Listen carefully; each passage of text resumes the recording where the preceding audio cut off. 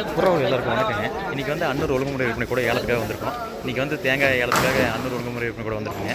அதாவது கமிட்டி ஒவ்வொரு விவசாய ஒழுங்குமுறை விற்பனை கூடத்துக்கும் வந்து பார்த்திங்கன்னா இன்றைக்கி விலை வித்தியாசப்படுங்க. இன்றைக்கி வந்து வரத்து வந்து பார்த்திங்கன்னா கொஞ்சம் குறைவாக இருந்துச்சுங்க. கொப்பரை வரத்து ரொம்பவே குறைவாக இருந்துச்சு.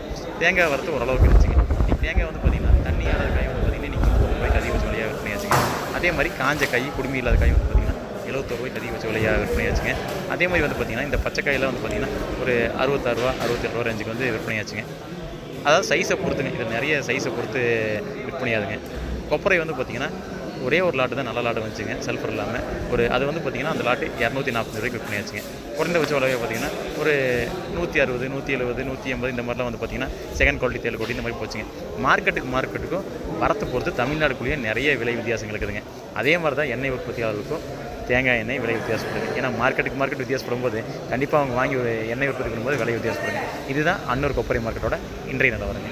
எல்லாருக்கும் நன்றி.